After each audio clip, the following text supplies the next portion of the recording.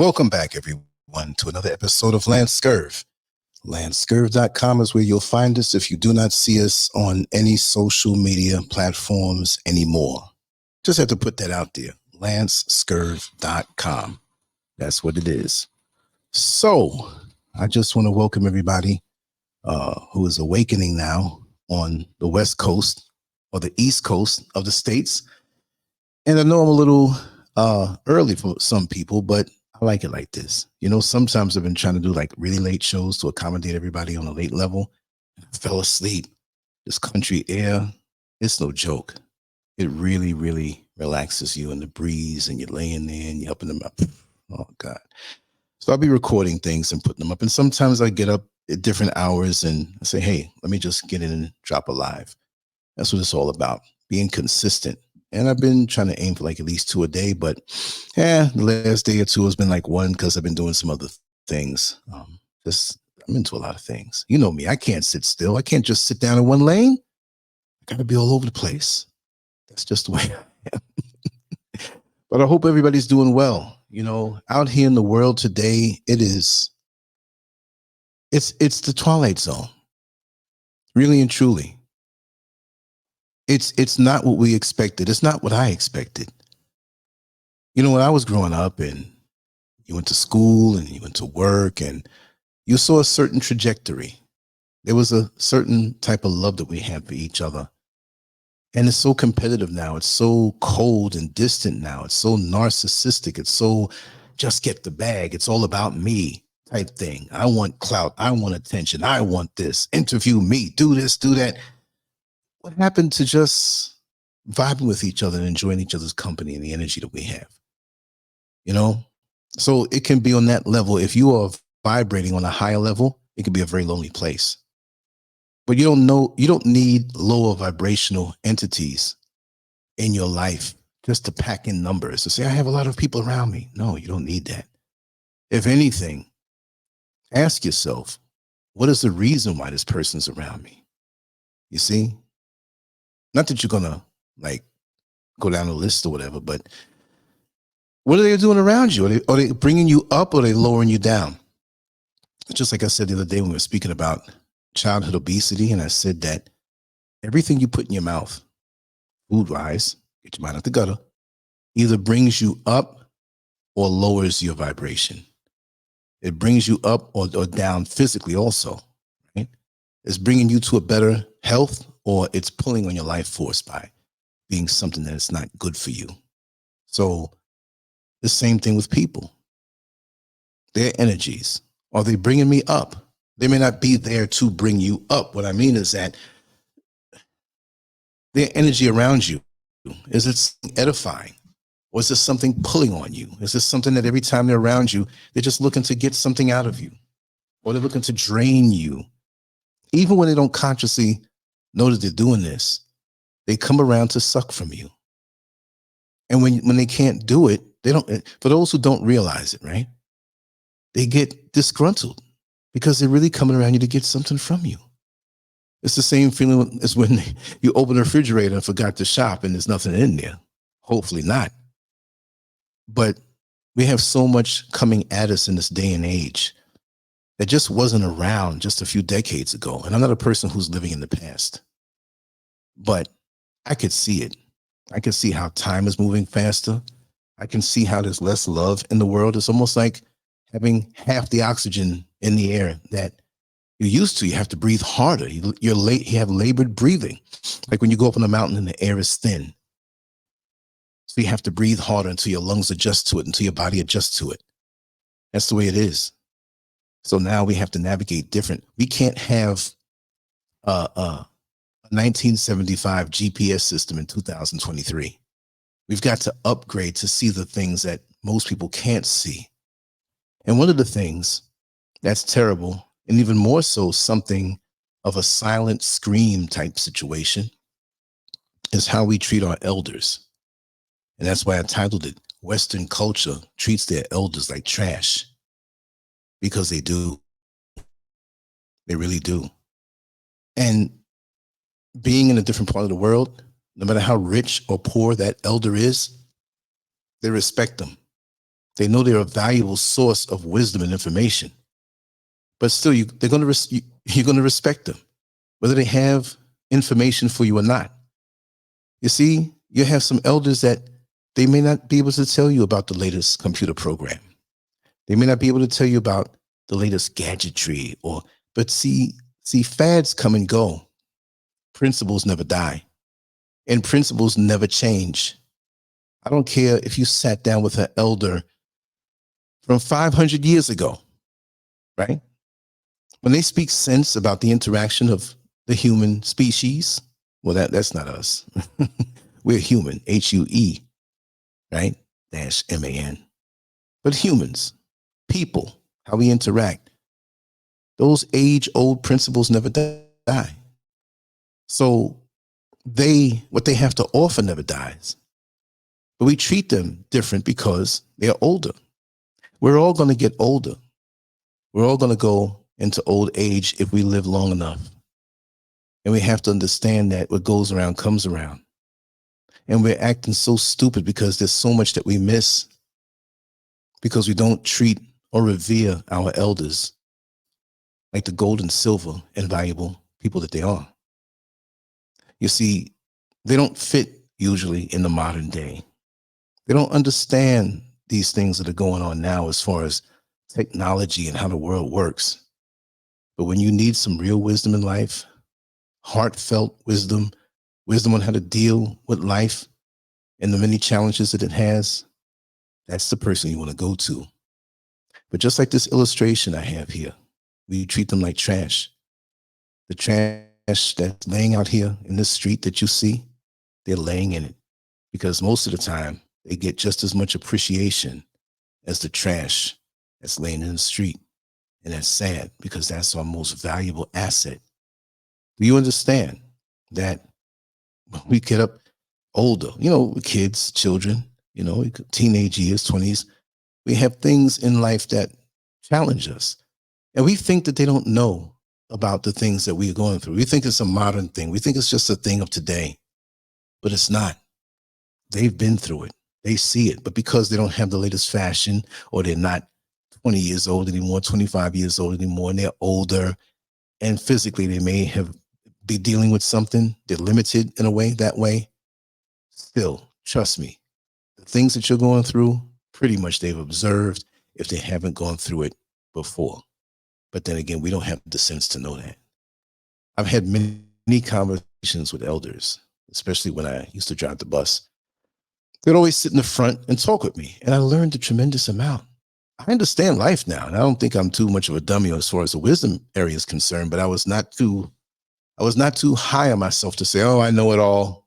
They might have been 80 years old, let's say 85, and now I'm like 60. But a couple of years ago when I was driving, I was younger, but just say there was a 20-year gap. Those 20 years from that age to 80, let's just say 60 to 80, I have to understand that they have more time to speculate because they've been there, done that.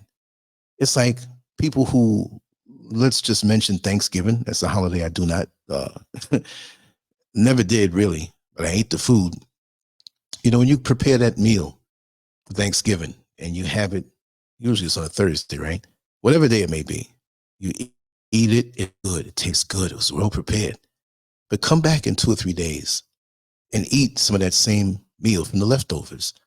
Man, it tastes so much better. It will have you standing in front of the refrigerator 3 o'clock in the morning, half naked, peeling off pieces of the turkey, you know what I mean? Or eating a piece of the cake or macaroni and cheese, whatever it is people eat around that time, because it had a chance to mix and blend together. It becomes stronger in what it is. So when you go through things, sometimes you don't even understand the lesson in it. It takes time for it to sink in. It takes time for you to compare it to other things that you've gone through. And then you get to an older age, you can look back at everything. Like the analogy I always like to use, where you have a beautiful picture in front of you and you can't see it as good when your nose is touching it, right? Let's just say the picture's 8 feet wide and 6 feet tall, and you're in a gallery and you go to see the close-up. But when you're close up on something, you usually don't see the overall. And that's where a lack of appreciation comes from, because we can have elders in our midst, in our family, and just people that are close family friends. And say, for example, they might be, where they can't hold themselves. They wear a diaper, or they need help, or they need to be changed or washed. And just because the physical is breaking down, as it will, we don't last forever in the physical. The bottom line, they still have the wisdom. But because we may pick up a scent of their diaper need to be changed. Oh, God, that's stinking. Oh, that's all of us. I don't care how fine you are. You at one point you stunk up the bathroom, right? But because of that, we humanize them, and we don't really revere them for what they have to offer, that they want to give this thing too. This is the thing. You sit down and speak with someone who's elderly, unless they're really cranky and bitter and lived a life where they just didn't learn their lessons, they will talk with you for hours on end, because they're looking to stay attached to life. This is why we should not throw them away, in the nursing home, and get rid of them and visit them once a month. And you're looking at your watch after 5 minutes of being there because you have to go. The song Cats in the Cradle. I don't know if you ever heard that song from back in the 70s. I am not going to try to sing it. I didn't even think about talking about that. So I'm going to Google it, and I'm going to see if I can get the words. But that's a very, let me see if I can get lyrics. Okay, there it is, lyrics. Bear with me. Okay, I'm not going to sing this thing, right? But I think we can get something from this.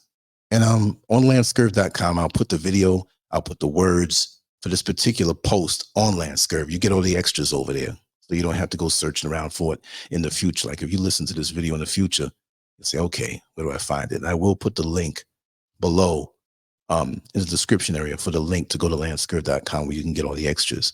But here's the song. It's by Harry Chapin, right? And this is a song, so it's not going to make sense like I'm reading something. It's a song, so I'm going to read out the song. And here it is. My child arrived just the other day. He came to the world in the usual way, but there were planes to catch and bills to pay. He learned to walk while I was away. And he was talking before I knew it. And as he grew, he'd say, I'm going to be like you, Dad. I'm going to be like you. And the chorus, I guess, and the cat's in the cradle and the silver spoon, the little boy and the man in the moon. When you're coming home, Dad, I don't know when, but we'll get together then. We'll have a good time then. Here's another one. My son turned 10 just the other day. He said, thanks for the ball, Dad. Come on, let's play. Can you teach me to throw? I said, not today. I got a lot to do. He said, that's okay. And he walked away, but his smile never dimmed. It said, I'm going to be like him. Yeah, I'm going to be like him. Then the chorus again. Here's another one. Well, he came from college just the other day. So much like a man, I had to say, son, I'm proud of you. Can you sit for a while? He shook his head, and then he said with a smile, well, what I'd really like, Dad, is to borrow the car keys. See you later. Can I have them, please? The chorus again. Now, we're coming down to the punchline. I've long since retired. My son's moved away. I called him up just the other day. I said, I'd like to see you, if you don't mind. He said, I'd love to, Dad, but I can't find the time. You see, my new job's a hassle, and the kids have the flu, but it's sure nice talking to you, Dad. It's been sure nice talking to you. And as I hung up the phone, it occurred to me he'd grown up to be just like me. My boy was just like me. And the chorus again. And the cat's in the cradle and the silver spoon. Little boy blue and the man in the moon. When you're coming home, son, I don't know when, but we'll get together then, Dad. We're going to have a good time then. It came back to slap him in the face. Now, this is not about elderly abuse, but it can be reversed when you don't have time for those in your family or your circle who are elders, right? And one day they're going to be gone. So we're guilty of the same thing too, not just like in the song with the parent, but we're guilty of the same thing too. Okay, let me see something. I have not been looking. I'm going to focus on, I just see here. Okay, look, we understand that. That's not the aim of this conversation. And I say many times before, old age does not make you a wise person. Yes, some elders are old fools. Like you said, it doesn't take maturity to age, just time. But you got to give them a break on this, because the culture, Western culture, doesn't even give them a break. Western culture denotes that to get to a certain age, you throw them away. Maybe you had some bad elder experiences. Some may be fools, but they live life too. And remember, a lot of us who are coming up, whether from 20s, 30s, 40s, we're going to be old fools. Some of us, but that doesn't mean you write off everybody. You see what I mean? It doesn't work that way. So it's really how you look at things. Because there's some people, there's some elderly that are cranky, they're bitter. But see, the thing is, everybody's not like that. Some have something to offer. And really, when you dig deep into it, they may have had a reason to be bitter or cranky. They come up in dysfunctional families also. They may have made major mistakes and are guilty about it. All I'm saying is that there's no reason to throw anybody away, because you see, these same elders that may be old fools, as you say, and they had children, well, at least for the most part, they didn't take the child as soon as it came out the womb and threw it in the garbage can. Maybe some have. We've heard about that. That's not the majority. We've all been through things, and it's formed and shaped our personality. And so the bottom line is, they took care of some person who may be an old fool, took care of you when you couldn't take care of yourself. They wiped your ass when you couldn't do it. They fed you when you couldn't do it. They put clothes on you when you couldn't do it. They paid the mortgage or the rent or wherever you lived when you couldn't do it. So if your personal experience is that they're an old fool and maybe have refused love or hurt you in some kind of way, that's your particular situation, and you have a right to your opinion. But the bottom line is that in America and all Western culture, the general rule is they have no value.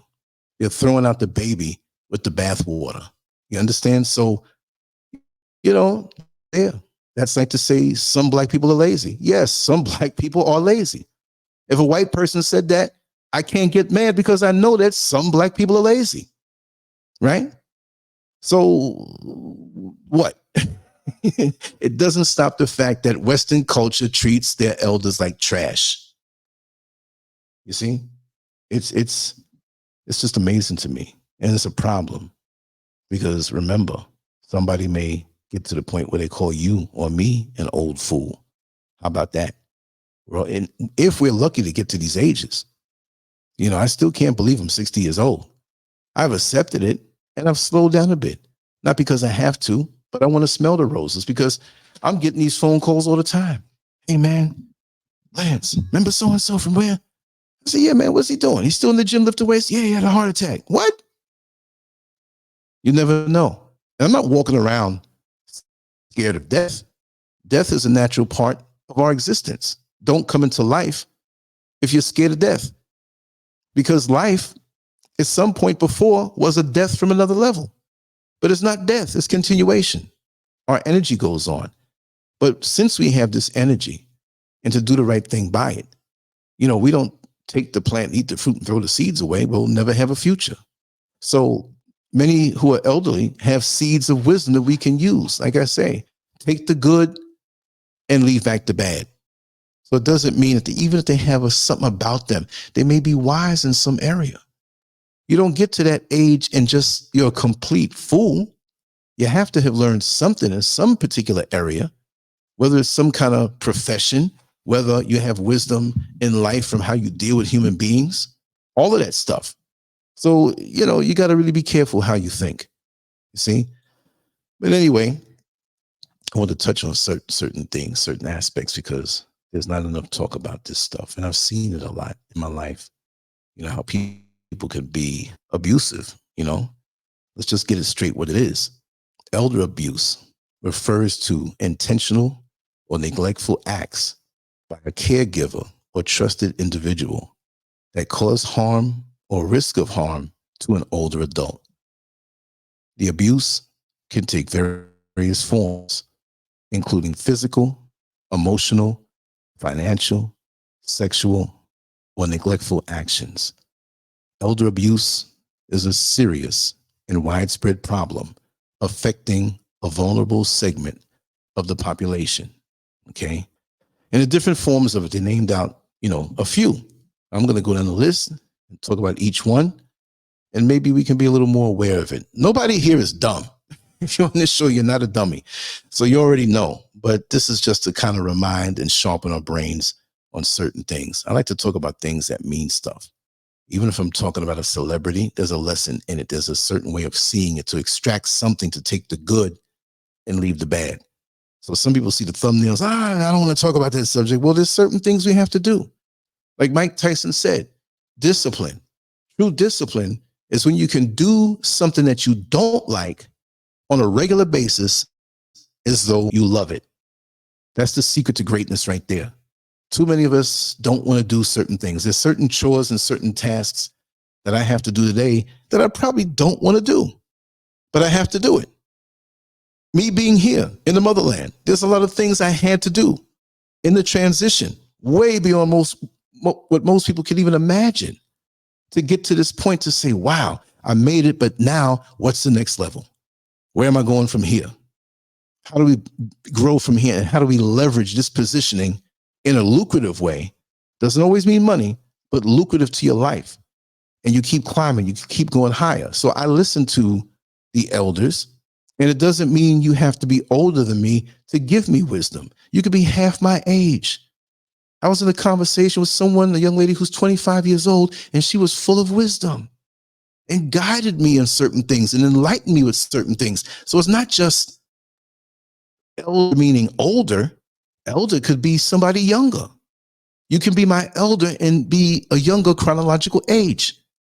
We're so caught up in just the statistics that we miss out on so much. It's just like men who, I don't date women who are that complexion. I only date lighter skinned women, because the brainwashing that black folks have. But that wonderful woman, that wonderful mother, may be of a darker complexion. Where'd you get this shit from? How sick are we? You know what I mean? Of course, women like men who are kind of tall, but she might be missing out on, it doesn't mean you want to go with a midget or a little person. Hey, they need love too. They have wisdom. They have feelings. You never know. Look, you may have the picture perfect man, right? I'm sorry to go off on a different tangent. Or what looks to be that, and he's abusing you. And you got to grin and bear it now. You know what I mean? So it's never really the packaging. Wisdom comes from all places. So when you relegate a whole segment of the whole society to old fools, you can't say that. Because if we come from a fool, then what are we? Right? But we have physical elder abuse. I mean, to me, that's like the most obvious, involves physical harm, such as hitting, slapping, pushing, or any form of force causing injury. And the signs of that is unexplained injuries, bruises, fractures, fear or withdrawal from physical contact, conflicting or vague explanations about injuries. You get a person who may be older and their sense of recall may not be as good, right? Some are sharp. Like I said before, there was a study done, and CEOs who are in their late 80s and late 80s, real CEOs who have been CEOs over companies their whole life, make the best decisions and run their companies in a more efficient manner. And I guess because of the passage of time, they've seen the ups and downs of whatever industry, right, they're in. So they know what to expect.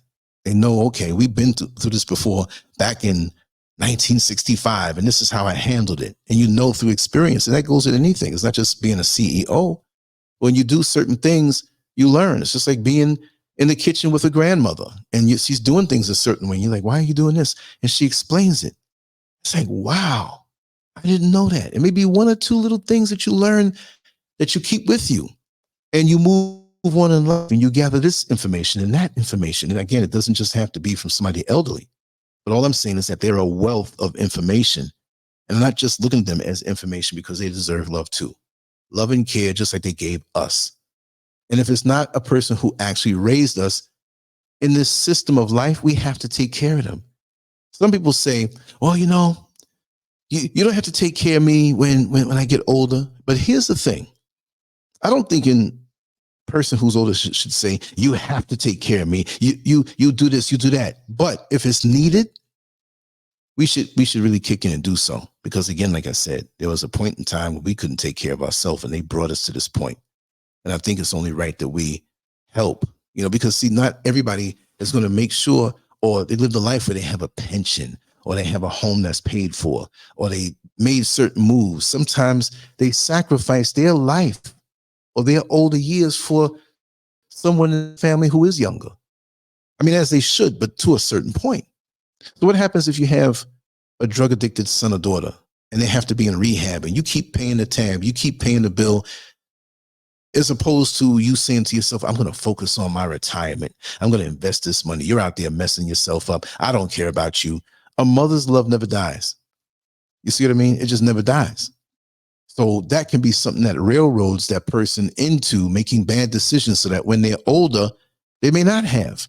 They may be on a limited income in a little apartment and don't have much for food, but they gave that up for you. See? So we have to look at those things. So when you see somebody like that, right? Even if they're not your mother or your grandmother or your father or your grandfather, pitch in and look out for them. We're so, I say us younger folks, but people say, what you talking about? You ain't 20. I know I'm not. I'm just saying those of us who are up on our feet and can do, let's do. Situation sometime when an elderly person didn't do right. They treated us bad. They isolated us. They ghosted us. So that's your personal decision, but they still raised you if they did. You see what I mean? So those who may not have that sense of recall as good, every time you ask them about that injury they had, and they tell you a slight different story. Oh, I hit my leg on the coffee table. Oh, I fell out the bed. Oh, I fell up the steps. You know, Joe Biden style. Sometimes that happens, not always falling down the steps. And it's like, what is it? And they blank out on you. Watch that. Because they're trying to hide something. They're not really confrontational when it comes that way, but they're trying to hide something. They don't want to cause trouble because they know they're vulnerable. Because imagine getting to a certain point in life and it may be hard to walk. It may be hard to keep your balance. It may be hard to contain yourself when it's time to go to the bathroom. You know, these are big things. I mean, how would you like it right now, wherever you are? You go out in public and you're like, I got 15 seconds to get to a toilet and you might be 2 minutes away. That's a major thing. That'll make you not want to go outside. And some of us who, you know, some men, I ain't wearing no damn diapers. You know what I mean? Like they get to a point where they have to submit to do the normal things. Imagine you drove all of your life and now your eyesight is a little strained and your timing is off. You may be a little shaky, a little nervous or whatever. And you're driving around this big vehicle and your judgment's off and some near misses happen and people see this and say, hey, listen, you got your license, but you don't need to drive. And you're used to being independent as a go-getter and doing things for yourself. You have to submit to these things. It doesn't mean you have to give up life, but you got to be smart about it. Like me, I accept the fact, okay, 20 years from now, I'm 80 years old. What will I be at 80 years old? Well, I take care of myself now so I'll be the best version of myself. I don't want to burden anybody. I don't want to burden anybody when I'm 90. That's 30 years from now. When I look at it that way, I'm not writing my life off. I'm preparing and planning. I'm setting myself up so that I don't have any worries this way in a major level. How am I going to pay the rent? How am I going to pay the mortgage? You got to start to do these things from now. I tell this to everybody who's young, the time goes by so fast. So even then, you know, if you don't have family, have some social circles, you know, give to people. I don't mean just give money. I'm just saying like be involved with them. So as you get older, you're protected. Because the very fabric of our system of family life, all of this stuff has been destroyed. In this system, as you well know, everything nature is the enemy. GMO foods, we don't want it natural. It doesn't have a longer shelf life, right? All these relationships that are not about procreation. It's about everything else, chopping your genitals off. Basketball players who encourage their sons to be little girls. Isn't it crazy? Everything else is celebrated. and you can't say anything about it. But everything nature is to be looked down on. So population control, turning people against each other. A man looking at a woman is supposed to be weird, but he looks at a man, it's okay. No, it's not okay. The basic wiring of this universe is not going to change. So as they brought you into the world, to me, you're supposed to take care of them. And the bonus is they stay alive longer. When you have children, grandchildren to them, you may be busy working. You're big and strong. Your back is strong. Your mind is strong. You got stuff to do. You're still their child, but you got to hold things down. And if they did right by you, you wouldn't have to have as hard of a job. If not, you still have to do what you have to do. But then nature's way is you have your elders around and you go to do your work. Well, who's going to look after your children? They are. And that gives them a sense of purpose in this life because they feel needed. Like, wow, I'm needed to be here. And they have a chance to show the child, your child, their grandchild, even more love. Not that they're held back on you, but now they're older. They depend on that more. And the child gets more attention. Their focus is not like, mommy, I want to show you something. Hold on, I got to finish this. Just like the song Cats in the Cradle, pretty much. See? So it's a cycle of nature that has been broken. There should not be daycare centers. There should not be old folks' homes, right? Assisted living or whatever you want to call it. Now we understand in the modern era, if you are a single mother and you don't have much family, well, pretty much you're going to have to bring your child to a daycare or somebody you can trust. Trust. That goes for the elderly also. Trust. Proven. And you still have to vet them. Don't say, well, they're this way now, and they'll be this way 5 years from now. They may change on you, right? So you have to keep that contact. You know, I mean, I'm going all over the place, but those are points that I want to make. Your grandmother, your mother, depending on your age. If you're oldest, your mother. If you're, youngest, your grandmother. It could be great-grandmother. But for them to be around and that vibration brings them so much joy, because could you imagine how they feel in what they would call an old folks home?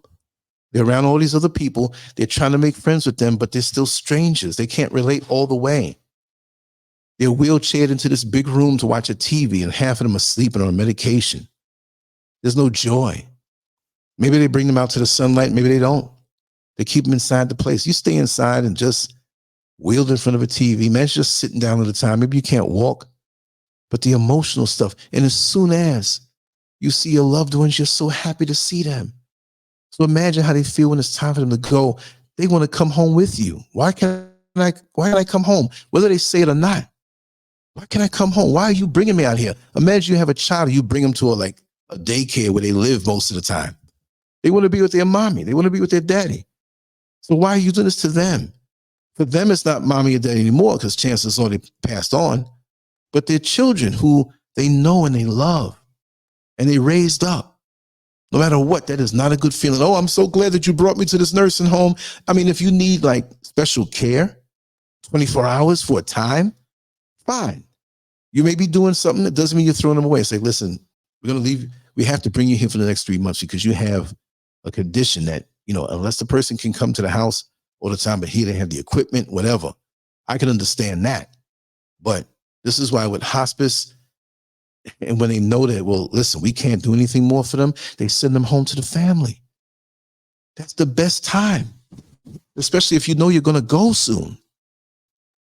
But to be somewhere locked down, probably the people might be nice. Who knows? But you don't know who these other people are. They want to be with their family. You're a little girl, little boy, something happens in school, you're single-digit ages. I want to go to my mommy. I want to go to my dad. They want to go with their family. And sometimes it's embarrassing. Like why are you here? Why am I here? I have my family, but they put me here. I'm eating food I don't want to eat. These people are here because of a job. They're getting paid. They don't care about me. This is a job for them. I'm just trying to put in the words, various ways how people can feel. You see what I mean? I just popped back into the chat room and I see what Yvonne said. That's how my dad did us. He cried every time we left. It broke my heart. It would break my heart too. It would break my heart too. Oh man. You know, and sometimes people feel that that by the way they were treated, they're spiteful, and they know you didn't do you. I'm gonna send you here. You better be glad I'm doing that. You know what I mean? So you just never know. But let me just go down this next one here. But whenever you have, like to say the recap, they don't want to mention the wounds, or they mention it and tell you 2 or 3 different stories, or they just want to change the subject. Need to look into that. Cameras are the best thing with children, with elderly, even folks who are in their prime years who may be sick or something. Cameras are a must. Secret, yeah, as long as you don't put something in the bathroom or whatever. But if it's some place where your loved one is, they need to be, you need to be able to, look, we have the technology. You need to be able to go into your phone, click a button, boom, and see them. Why can't we? You got satellites up there who can tell if head or tails on a dime. Oh, heads or tails from way up in space. Why can't we have that? We do have that. There's different ways of having that happen. The next one is financial elder abuse. Involves unauthorized use of an elder's financial resources or manipulation for personal gain. Yeah, the signs are unusual bank withdrawals or transfers, changes in financial documents, wills or power of attorney, sudden unexplained loss of assets or funds. Oh yeah, and they're a big target. And there's some who may be on the internet or partially on the internet, have enough sense, and because the internet's been around for a long time as we know it, right? 20 years ago it was here, right? 30 years ago it was here, but not as prevalent and as useful as with smartphones, right? So now it's worked in, and it's easy to dupe people. People call you and they have a good spiel, a good sales pitch, and whatever. I'll tell you a personal story, right? My mother didn't get past the age of 64, right? The stress of my brother, who she always thought the best of, that one day he's going to turn away from drugs and be the man that he could be. Because I say was, and maybe I should say was, he's still alive. But I can say was because the spark has been going for a long time. He's something else. He's a monster now, even though he's older. Like he's got to be like 71 now. But I always say, if you sat down, and I'll tell you, I haven't seen him. The last time I laid eyes on him was by chance in the street, right there by 29th Street and 7th Avenue in Manhattan, of all places, right? Busy Manhattan, high up in the day. I was getting my Lincoln Town car washed. I was driving for a limousine company, but it was just a Lincoln Town car. And he saw me, and he was sharp. I mean, he was sharp and fed. He's not a big guy. He's taller than me, but he's not a muscular guy. But you could tell he's fed, groomed. He always kept his face clean, and pants, pressed, and everything sharp and very verbal, expressed himself so well because my mother was that way, So he saw me. We talked a little bit. He asked me for a couple dollars. I gave it to him. I know what it was. And there was no contact to say, oh, here's my number, whatever. I just knew what it was. But maybe about a couple of years before my mother passed away, he pushed and got a joint bank account that I didn't know of, right? And I know she had separate account and everything like that, but she had a joint account. And he knew what he was doing. And then she had her first stroke. The second one took her out. But around that time, he was going around to different people.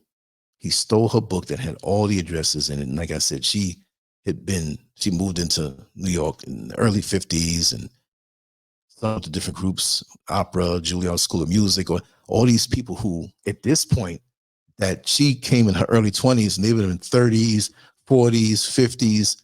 Well, now she's in her early 60s. So these people are in their 70s, 80s. They know her well. They know how she lived. They know my brother, but they knew him from young. So when he went around after stealing the book with all the addresses, which she had a book, her address book was like about maybe, it was originally like maybe like an inch and a half thick. Like that's how it came, but it ended up being like 6 inches thick because just things she stuck in there, extra papers. and the binding ripped off, so it was like one big sandwich, right? So he took that, and the names that he knew, people that he knew from young that knew him, they didn't know me as well because I was a child, you know? But they knew me after a while, but, you know, he was the one who was older, so they assume that he's the one that's most responsible.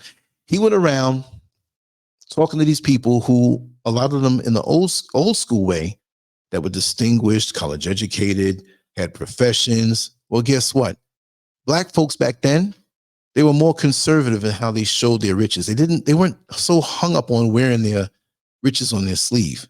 You see what I mean? So these people were little millionaires. You know, back then, you know, if you were like 100,000 a couple times over, you were like, you know, but back then, these people what are they going to spend on? They may spend on their grandchild's college education or something of the sort, or gift you with a down payment and a couple, you know, knock off some of the, you know, house payments or something.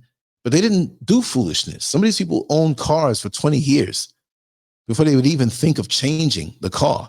And when they get the new car is 4 years old, a really good used car. That's the sensibility that people more so in those days, from what I could observe, had, right? So, yeah, okay, yeah, I just came back to the Tracy J said, Lance, don't forget to mention the ones that get left in their own homes with no visitors because the family can't afford the retirement home and don't want them staying in their homes. And that's sick to not have them staying in their homes. You know, bring them there, or let somebody come live with them. Don't leave them at any point by themselves. You can rotate. I mean, I understand that. And see, families, to get on that one, families have to plan, right? Because if you start moving out of town and settling down, who's going to take care of the mother, the grandmother, the grandfather? This should be on our bucket list. It shouldn't be where we don't consider that, because we're going to get older, we're going to get settled, and we're going to move them from where they are. It doesn't mean you have to stay stuck in that city or state where they are, but consider it, you know, bringing them with you when you get settled, or rotate. If some family's still there, have them, you know. I have a very good friend of mine, I consider him a brother. His father transitioned last year, and it was wonderful how, I would say 85% of the family, because 15% of them were knuckleheads, and he'll agree, and he knows who I'm talking about, because if he's listening right now, he knows, and I can talk about it. I'm not going to mention no names. But for me, I know all of the family so well growing up. And it was just beautiful to see that as the father was going into transitioning, how they came around, took care of him. And my close friend that I'm talking about, he was there every day.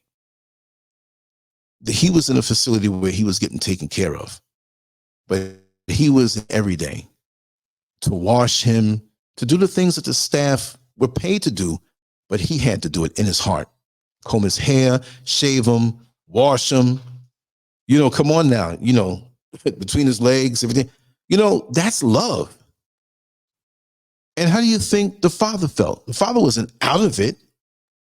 He was aware, and he was slipping a little bit. But that feels good that your own takes care of you.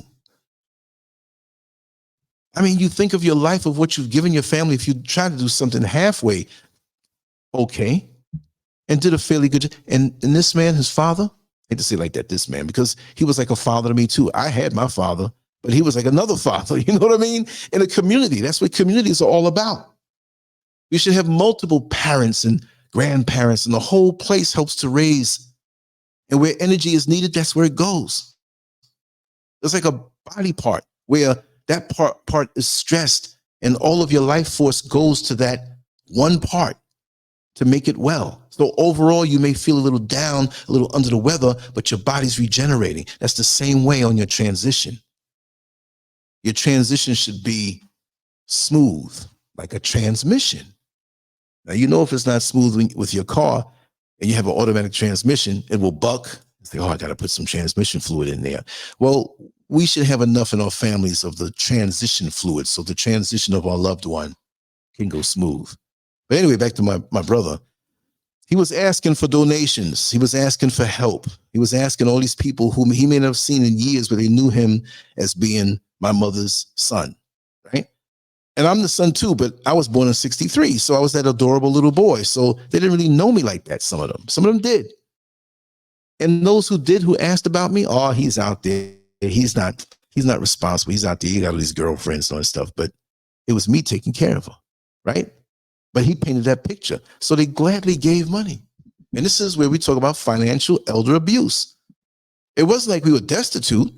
A little bit extra could have came in and would have been nice. But the thing is, he went and these people said, oh, you mean Mrs. Scurvin? Because that's my government name, Scurvin.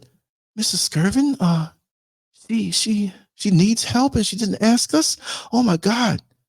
See, and what my mother gave to people, she'd visit with them. And for example, they may have a daughter on drugs or a daughter who got knocked up pregnant from a guy that ran and left her a certain way. My mother would go around on her own time and talk with these people and pick them up and lift them up.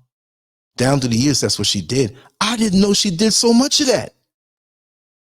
She taught in the college in her later years, 2 colleges, LaGuardia College and York College, right?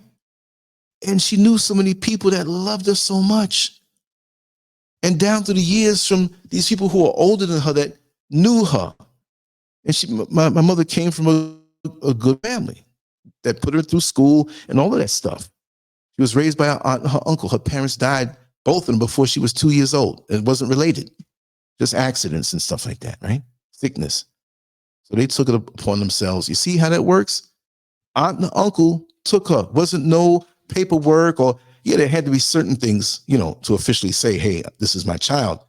But it wasn't like it is today. You know, they automatically, no, she's coming with us. Because they were low-key millionaires at that time, way back then. How do I know? Well, you know, they threw me a little bone when one of them transitioned, and I was like, wow, this has got to be split 30-something ways. And their bills had brought a lot of their money down. So we're all supposed to benefit, not only monetarily, but the energy, the love, to know that you can go to your children's home and live there. They can come with you if needed, not knucklehead children stuff like, yeah, I'm, you know, made bad decisions. Now you're supposed to bail me out. I'm not saying that. So he went around to this one and that one. And these people wrote checks, man. Like, listen, here's a check. We got some things going on and we promise to give more, but this is all we can give right now. Check for $10,000. Back then, 5,000, 18,000, 9,000, just thousands. And they came back looking for him to give more. Well, by my estimates, when I did my little research, when I couldn't have that book to make the phone calls, we didn't have Facebook to put one announcement out and the whole world know. I didn't have the book to call around and say, listen, she's conditions getting worse or whatever, or when she passed away. I didn't have the book. So years and years after she transitioned, there were people finding out, and I didn't know some of these people. So that's 2 years later, somebody shows what you do. Oh my God, I didn't know. You can't fault them because he stole the book. And I'll tell you, it's got to be with all the people that I know that he dealt with that way. I started going to churches where I know that she was known. I speak to the people in charge and speak to the pastor. I said, this is necessary so people don't get ripped off. And I go to the end of the service and stand up and say, hey, you know, I'm so-and-so, because a lot of them didn't know me big, you know, and some of them passed away. But this is the deal. If so-and-so and so-and-so comes around speaking to you and very convincing, please do not give. And when I was at some of those services, some of the people stood and said, listen, I just gave him, I knew something was wrong because he came back at 11 o'clock at night, knocking on the door, asking for more money. He started to do that and become unraveled. But it's still part of financial elder abuse, where you have a child who's grown now. They might be on drugs, and you still want to trust them. And they're so convincing to you.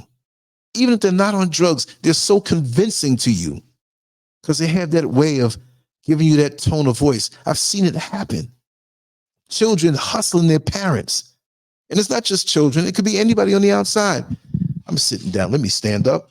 I hate to sit down too long. I talk better when I'm standing up. Let's move this chair over here. It could be anybody, and it could be somebody in your family who's conspiring with another person on the outside who knows how to get the hustle in because they have access, the family member, to your personal information. So you as a family member, you better watch for this. You got one person, one of your brothers, one of your sisters, taking care of a mother or father who's getting elderly, and you know what they make. You're not in their business, but it's not about that. They bust out with a new luxury car, right? And then you notice there's maybe payments or installments taken a little bit at a time. Not to be paranoid, but everything's got to be on the up and up. Whether you're the person who's taking care of that family member, and you may be in another state on the other side of the country, or even in another country, you need to have access to look over everything. You need to hold each other accountable. And if you don't have that, somebody else from the outside could win their trust, you know, and endear themselves to that elderly person, because the elderly person might be lonely. And they say, you know, oh, you know, blah, blah, blah, I'm from this company, and we have this investment program, whatever. And then that elderly person may say, oh, you sound just like my son who transitioned. He passed away 3 years. You sound just like him. So he knows how to play her. He's going to play the son role. He's going to sweet talk her, talk business or whatever, and say, you know, my mother passed away also, and you really sound like my mother. That's just amazing. Chameleons and shysters who pull at the heartstrings to get near your grandmother, grandfather, great-grandmother, great-grandfather, whatever it may be. And they take their time with that. And they say, you know, I just baked an apple pie, and I know you're in a different state, but, you know, I would love to have given you some or whatever. And, oh, Mom, can I call you Mom? We're doing a professional thing, but this is uncanny. There's so many ways that opportunistic people can wiggle their way into the life of your grandparents or great-grandparents. And they don't want to see you coming, because now you're going to be like, wait a second, who is this guy talking to you like this? So what is this about? And they bust them, and that's it. But this is why they find out, and people can be so gullible. You know, they may use religion. You know, you may say, well, I can't talk right now. It's Saturday evening. I have to get up early. It takes me a little while to go to church. Oh, what church do you go to? And they're proud to say the so-and-so Baptist church. Oh, I've heard about it. Great pastor. Meanwhile, they're Googling. Pastor so-and-so, right? Pastor SCURV, right? Yeah, how did you know? I heard of his ministry. I know I'm not trying to be nobody's pastor, right? But that's how they do. So now they work their way in. How do they start? Well, I have to tell you, you know, I was raised as a Christian, and I admit that I kind of got away from, you know, I backslid a little bit. Nothing major, but I'm back with the Lord. Oh, praise the Lord. I'm glad. I'll be praying for you that you hold on. Please pray for me. That's another way of endearing themselves to a person who may be elderly and lonely without the protection of family. Because you're vulnerable. Without nature, you're vulnerable. When you strip yourself away from nature in the natural order of things, you are vulnerable. You see? So that's how they do. So my brother, I'd say he smoked up about maybe $250,000 worth of money, you know, over time. And I found out, oh, I gave this and I gave that. And I said, man, how many more are they out there? Dude, you know what I could have did with that money? And I wouldn't do that in my mother's name, but I'm saying the crooks get away with all kind of stuff. The ones who are trying and be in a certain way, I would never do anything like that. If I came and said, listen, or I got a health issue, I need some help, y'all, I would say it. Or a loved one, more so for a loved one. I'm a grin and bear it kind of guy. But to brazenly rip off your mother like that, you got dudes and women out here who are like that. They don't give a damn. And you'll say, oh, they have such a good child. They're looking after them, and they're sucking the life out of them financially. Emotional, psychological elder abuse inflicts mental anguish through threats, humiliation, or isolation. What are the signs? Unexplained changes in behavior or personality, withdrawal from social activities, emotional distress, depression, or anxiety. See that? Mental anguish makes them panic. You know how sometimes, My mother was always bothered by thinking that she's stressing me. The last conversation I had with her before I went back to work, because I took a break and drove, to be near her, I took that break, and that was the last time I talked to her, because she had the stroke and she was basically brain dead. And I came back from work to come back there to go to the ambulance, go to the hospital with her. And then she said, Lance, or as she called me, Lancey, Lancey, I'm so sorry. I'm sorry. And her speech was kind of messed up. She spoke, she had one of the most beautiful singing voices. I don't mean just screaming, but she could sing. That opera thing she could do. And she could sing everything else too, because when she sing opera, you could do anything else easy. But the way she articulated her, she could have narrated any book or they didn't have opportunities as much. But the way she spoke, oh my God. She could talk the regular language out, raising the voice. If she wanted to, she wouldn't threaten anybody. But if she let somebody know that she was not feeling it and you better back up, she could just look at you straight in the face and speak in a way where you felt the intensity. She's very dramatic that way. But she told me, she said, Lancey, I'm so sorry. I'm sorry. I said, sorry about what? She says, what I'm putting you through. I said, putting me through? I'm supposed to take care of you. You took care of me. It's an honor to be alive to do so. I just didn't understand it, but that's something that she was bothered by. And maybe I should have been more reassuring, but I did not know. I didn't know. When I came back home and she was slumped on the side of the bed, on the floor, there's a bunch of bills that weren't even high. Bills that I was taking care of, they were all ripped up. Like, oh, I'm stressing my son. I'm stressing my son. So I'm very touchy with this subject. And I look for certain things in other people's situations to see if there's any abuse. Look, that's something that people can say, well, that's not none of your business. Yeah, technically it's not. But if I see something, I'm blowing it up. Just the same way if I see a child I think is being abused in any kind of way, I'm blowing it up.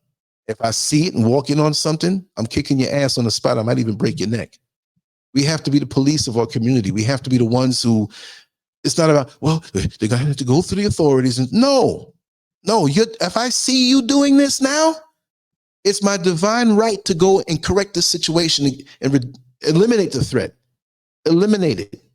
Not, no, well, let's just get her away from this. No, I take joy in abusing an abuser on any level. Now, when you see a man and a woman, full strength, they're in their primes, a lot of times I've been in them situations like, hey, man, don't do that to her. And it happened to me twice. You get into something with the dude, and then the girl turns on you. That's weird. So I'm not going to see a man do something to a woman, right? But sometimes you walk into that abusive cycle in the Stockholm syndrome, where cops come and they come looking for you. Why did you put your hands on this man? And he was beating his wife. She looked pregnant.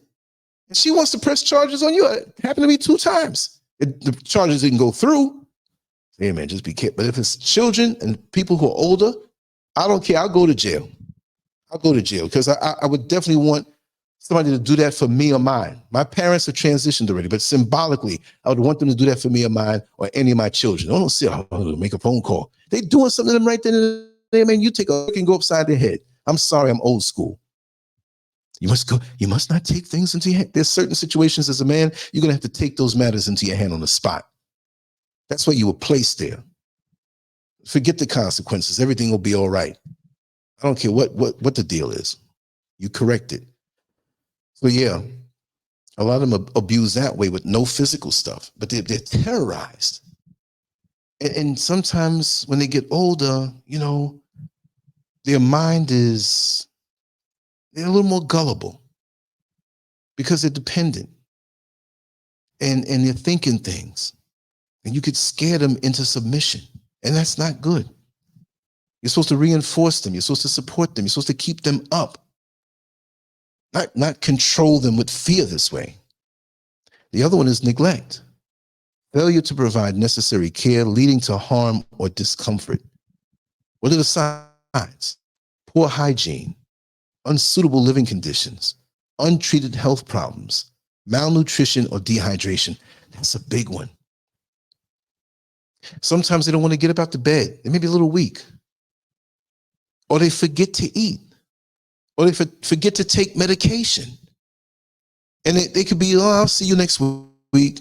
Might be up in their feet and around and have much of their sanity enough. But even myself, sometimes, when I'm so far deep into something, I forget to eat. The food is there. It's made for me. Okay, I eat later. End up falling asleep. I didn't eat. Out here where I am, it's easy to be dehydrated because I'm looking over summer type weather right now. It's hot outside, it's sunny, and it's December. That's the way it is. The only difference here in West Africa is dry or rainy weather, and we're entering the dry season, which will be around till February. So right now, as I'm speaking, I'm not going to end the show right now. I got a few more points to make, but my mouth is getting dry, and I forgot to bring my water up. Daggone it. I'll wait. I'm good. I got all day to rehydrate. But yeah, you have to worry about these things. Not worry, but concern yourself with these things, right? So neglect. They may not want to shower every day. Like, oh, I'll do it tomorrow. They may forget to do so themselves. And you notice it's like, ooh, granny, when was the last time you hit some water? You know what I mean? Some people you can joke with like that. You wouldn't just disrespect them that way, but that happens. But the dehydration and the malnutrition, where you're like, they're not eating orderly, where they know that I have to get a certain amount of protein, carbohydrates, essential fats. Is that a fly in here? Oh, that's a daggone. Oh, that's the 18-wheeler going down the road. It sounds, the tires on the road. I'm like, I got these windows sealed up. Ain't no holes in these screens. But they may not think about that. What did you have today for breakfast? Oh, I had a few potato chips. What'd you have for dinner? I have a hot dog. Did you drink anything? Oh, that's why I feel funny. I'm a little dehydrated. They don't know. They just eat. Not everybody, because they're not aware. They just eat or throw something down convenient to not be hungry. And that's okay with it. As long as they're not hungry, they're good. They don't understand. They may not be getting the nutrients that they need. And then health problems, no matter what your age is, if you're malnourished, you're going to have issues down the line because you're abusing yourself. They don't think of it that way. Now, here's another one. Sexual elder abuse involves non-consensual sexual contact, coercion, or exploitation of an elder. What are the signs? Unexplained sexually transmitted disease infections, bruises or injuries in the genital area, signs of emotional distress. Well, the bruises and injuries in the genital area speak for themselves. And the infections that only come with sex, you have somebody who has something and they're abusing an elder, which that's sick. I'm not saying made to similar relationships can't work, but you're 30 years old and this person's 90 and you're doing something with them. How does that work? Right? It's there. And it's a big thing. Now, I know I'll say it, my dear friend who transitioned, Maureen, she worked in a nursing home and she would tell me, and I had other friends that worked in mental institutions and different things. And with the grown folks who were there, and I'm going back to Maureen's story because she just transitioned earlier this year in January. Wow, it's almost a year too.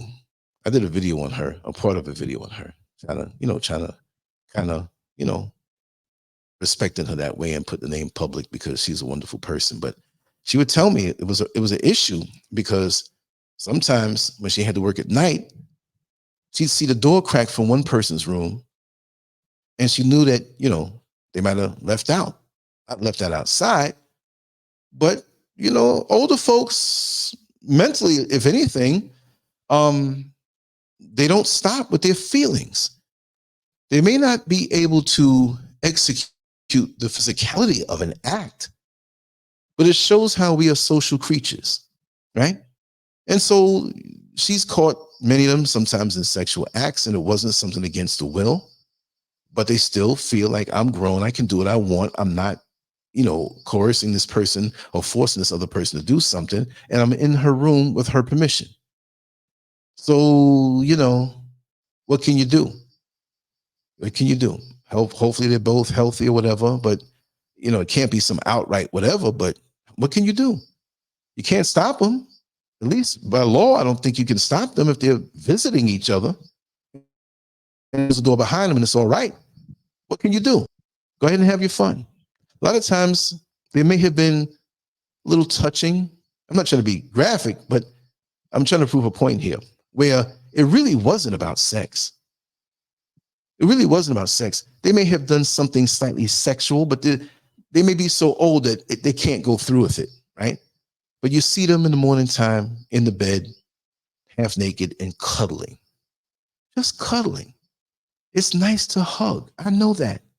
It's nice to get a hug from somebody that you're attracted to that likes you also. And emotions still flow. You may look a little older, but there's the attraction is still there. The engine may not be as tuned up and powerful as it used to be, because it's older, but the ignition still fires. You know what I mean? So that shows more so than sex that we have emotional needs and the physical touching. You know, she would tell me, she's like, yeah, every time I went in this one person's room to peek on it, you still have to peek on them. You know, her titties might have been out and he's just snuggling her titties and smiling and sleeping, whatever. She's holding them. And she'd go, oh, whatever. But they had to report those things. You know what I mean? They had to let families know. And I don't know the whole procedure, but that's the way it went. But that taught me a lot. You know, they had dirty old men in those places too. They ain't doing nothing, but they try to still grab on you or masturbate in front of you. Their little half-inch erection. Come on, all right. You know, those things never die. They don't. But when it's abusive, and you have to watch out for that. Another story, and I told it before, when I used to work in the jail in Orange County, there was a guy there. He was a black man. He was from the UK, born and raised, but he lived in America, and he was working in some type of assisted living facility, nursing home. I forgot the category. We say old folks home, just, you know, that's not really, you know, that's kind of rude. If anything, let's speak politically correct on that level. Don't call it an old folks home. That just, it's so demeaning. We get older, but who wants to hear that, you know? But anyway, there was a woman who was, it wasn't just for old folks. This was some kind of assisted living situation. But the woman had the mind of an 8-year-old. She was blind. She couldn't really speak. And she had partial hearing, something to that effect. And at nighttime, he was not allowed, no males were allowed to go into any woman's room unless one of the female staff really needed the help and the muscle of a man. Like, we need to turn her or lift her for this reason. Call so-and-so, he's strong. And he would do that, as well as other male members of the staff. But there weren't as many males there, a lot of females for some reason. What didn't have to be 50-50 as far as the employment is concerned. So he would go around, the nurses are there or the staff is there, and he'd disappear. Oh, I'm taking a break. Oh, go ahead. They were very loose that way. It was just them. So maybe somebody went out in the parking lot and took a smoke for 2 hours, was on his cell phone or whatever. And that's what it was. But he found himself in this woman's room a lot.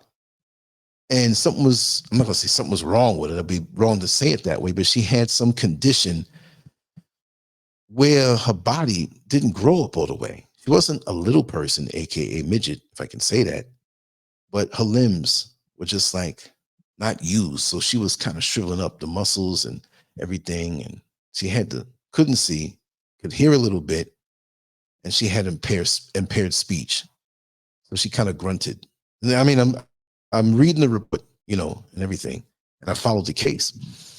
So anyway, he swore up and down because he was in my unit that he didn't, oh God, Lance, well, he didn't call me Lance, you know my name, he called me SCURV. Everybody used to call me SCURV in the jail. SCURV, I mean, this is so trying on my soul. I would never do anything like this, SCURV.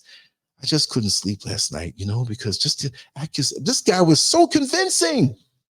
He was so convincing that he didn't have sex with this woman.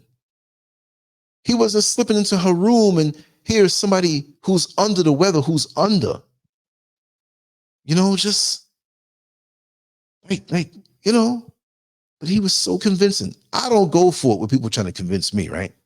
But even with me, I was like, damn, you know what I mean? If he did do it, I'd be shocked. He worked on me a lot. I don't know. He saw something in me. He was trying, like, because I guess he wanted me to speak in his behalf, but I was there to do a job. I don't care. I wasn't campaigning for nobody. You know what I mean? I had to be neutral. So the night before he went to court, the final court hearing or whatever they call it, that was the time when, you know, they're gonna come with the verdict and the sentencing and all this and all that. And it was well put out on TV. People were asking me, what do you think about that guy? Because he's in your unit. The few people I told him, I said, this guy's very convincing, but you just never know. Well, I'm not sure at what point it came out, but it came out. They made sure it was right before they kept it sealed or something. He went in for the case. I worked late, so I didn't see him when he was leaving. But when I came to work, he'd already been back because this thing was instant. Why? Because he did do it. He was having sex with this woman. Like, I'm not going to knock anybody, but that's not like, oh, look at her. She's this, she's turning me on. You got to be a little cuckoo with that stuff. She's a human being and whatever, but, you know, come on, man. That's not normal. A lot of beautiful women out here. Though you don't have to be beautiful. I'm just saying women who have their senses. Why would you go in a room? He did it now, but why would you go in a room at night and push yourself up on somebody like that? When it came out, yeah, sperm, all of that, proof, DNA, everything. He was sentenced to damn near life. It wasn't life, but it was damn near life. No parole until sometime probably after you're dead, or going up to get parole, and you can still be denied. But you know what the deciding factor was, even more so, no matter how much and he said, he came back and he grabbed me first. He didn't grab me, but he was like, I still didn't do it. Listen, man, I'm gonna give you all the punchline. How are you gonna say you didn't do it when they have sperm that's yours? How are you gonna say you didn't do it when she was so many months pregnant? Case closed. I don't want to hear it. Now, she wasn't elderly. I know I'm off the topic, but this can happen where there will be no pregnancy if there's an elderly person because their ovaries are not popping no more. But it happens. It happens. Let me tell you something. Somebody has sent me a porn site. People send me all kinds of things. People I know in the industry, you know, people from the neighborhood is that so? I said, yeah, that's her. Did you used to go out with her? Yeah, might be something from 30 years ago.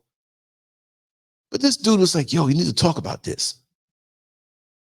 And we're talking about it now, but I'm not going to go in on it. But the pictures he showed me that were on that site, there's no way that could have been between two consensual adults. See, these women had to be like in their late 90s, early 90s. And they were photographing them having that's abuse, but it was some foreign site. Man, I got up off that thing so fast because he said click, and I was shocked. And I thought to myself, I mean, it's not like the other way where it's underage, but still that's exploitation. That had to be because they weren't even in their minds. You could tell by the way their eyes looked, and they had them doing everything with men in their prime, 20s and 30s. There's a lot of stuff going on. There's a lot of sick stuff going on. But if you think you see something, investigate it because sick stuff is running wild now. As much as they have technology to detect certain things, we have a thing called the dark web. And the dark web is the most of the internet. Like I said before, I don't know what the percentage is, but just like with 25% of the earth is land. I mean, it's all land underground, underwater, but what's on surface? So say 75% is covered by water. So there's 3 times the amount of things living up under there in a different atmosphere, more so that you don't see. We up on the surface. They don't even know what we're all about down there. There's so much pressure down under that if something down there dies, when it comes to the surface, it disintegrates. You'll never see what it looks like. There are big things down. There's all kind of stuff in the ocean. But the same thing with the dark web. Dark web, you can buy anything. And this is what cryptocurrency is also a popular way, because you can, kind of like where they can't trace you in a way. But you can buy anything. Any kind of machine gun, any kind of weaponry. any kind of porn, if you're into sick stuff, you know, there are people who get off on snuff films. I don't know if you know what snuff films are. Films where they film it and videotape it like a movie for somebody who's unsuspecting and about to get killed. And they kill them on the video and they sell it. And you get a chance to see this person in their last seconds of life and see how they're being wiped out until they're just laying in a pool of blood or shot or whatever have you. And some people get off on that stuff sexually. They do. It's crazy. So on the dark web, you can find all kinds of things, and that helps to facilitate certain markets where people are not going to admit, oh, I like this and I want this, whatever. All kinds of sick things out here. So don't put nothing past anybody. There's a market for everything. You can call it sick all you want to, but somebody deep down loves it. Again, I'm going to say about the platform, social media platform that's very much X-like, very much Twitter-like, called Mastodon. Now, I'm on Mastodon. I ain't on Mastodon for any other reason other than distributing my stuff, because legitimately, it's a very good platform. It's not commercialized. It's not, you know, doesn't make you tired. They have some interesting rooms or groups or whatever, but it's not one site. I don't know how to explain it. It's like Leviathan. When you cut off one head of the dragon, the other heads live. So it's separate units on separate servers. So you can have a server that has those boys or has those men that like them underage kids, and it's its own separate thing and has nothing to do with the rest, even though it has the Mastodon, whatever. And so this is why that platform has grown so much over the last few years. I mean, it's growing faster than anything else, and it's because of that segment. But I will say, it is excellent when you stay your ass where you're supposed to stay when you go on anywhere on the internet. You know, the connections with, like with me, I like digital art, learning the techniques, the equipment that, you know, I'm heavy into that. I'm heavy into boxing and bodybuilding, and you run into people. It's really a great specialized thing, but you have to know that your next door neighbors online in the same platform may be into that. I'm not gonna let that stop me because I'm transparent and people watch me, all kind of authorities all the time anyway. So, you know, I'm legit, because they would have looked to find something on me, but it ain't like that. So the whole sexual thing, watch for that. Emotionally, they'll withdraw, the bruises in the genital area, just anywhere, you know, just anywhere. And sometimes it's never their fault. I'm saying this. It's never the elderly person's fault, but their engine can still be running physically or mentally. And I've said this story before. My old girlfriend used to go to different people's homes and do her hair. She had her own shop, and we had a spot in the back of my house. I made this room like a little beauty salon. So on the weekends or holidays, she can run through till 2, 3 in the morning, because in New York City around the holiday time, you have some people who are like, gotta get my hair done right before I go to the club or the party. I say, come on over, I'm up. And we'd laugh and talk, and hair was being done. And those are some conversations I wish I had recorded. Man, some juicy stuff. So anyway, there was a LANCESCURV show. We heard a LANCESCURV show back in the 80s, right? So anyway, there's this one woman who she worked in the airport, high up position somehow. I don't forgot what she did, but she was there for a long time. She could retire anytime she wanted, but she started young. One of those situations where you start after high school. Now you're like 50 years old. You got all the seniority, and somebody else 50 been there for 2 years. You're like, psh. But she stayed. So she was supervised. I know she was a supervisor. And so they'd have to call her in different hours or whatever. So she would come to the house and have my old girlfriend do her mother's hair, right? And the woman had children. So the children were there most of the time, and they were of school age, high school age, whatever have you. And their grandmother's there. So lots of times my old girlfriend would go there, and sometimes I'd go there too. I remember I was there one night. It was one evening when when I watch boxing matches, if I'm somewhere else, I never forget where I am. Buster Douglas fought Evander Holyfield, and Evander Holyfield knocked him out. I watched it in their basement. So she was upstairs, whatever date that was, 1991, I think. Was it late or 1990, right? I'll never forget that. So I'm watching the fight and everything. Everything went cool. The sons and daughters, you know, teenager, early 20s, they were there watching with me. They knew me really good. But there was a story that the daughter, who's the mother of the teens, we were there one time and she was telling us, like, the grandmother, the mother, her mother was very sensuous when she was younger. She was into herself. She was beautiful. And you could see that, you know, this is a very much well-kept lady, you know. It wasn't sexual vibes from her, but the whole manifestation of how she carried herself. It wasn't an active account, but it was something that you saw that she had an account. You know what I mean? But come to find out, and this is what she was telling my old girlfriend, I was there with an earshot, she didn't mind me hearing. When all the other grandchildren were going to school, there were some other youngsters that were coming around. Not youngsters like 12-year-olds, whatever, but folks who were like younger. And sometimes, like when they were gone to like out of town or some break or whatever, the neighbors would say, because this is when the grandmother was left alone, the grandmother wasn't out of it. She could cook, she could clean, you see in the yard. She wasn't somebody who was out of it. It's just that the lady loved when my girlfriend went over there to do the hair. So she said that a couple of the neighbors were saying, like, listen, we don't know if you condone different people coming to your house when you're gone or when your kids are out there. And they weren't kids, right? But there's a lot of people going in and out of your home when you're at work and when you're, you know, because the grandmother knew she ain't gonna come back till 6 o'clock in this evening, or she's gonna be overnight, or she's gonna do a double shift. And it may be a break where a school break where the kids are gone. They're young adults. They're gone with some other family member in another state, and she's in there by herself. And it was okay because, again, that grandmother was on her feet.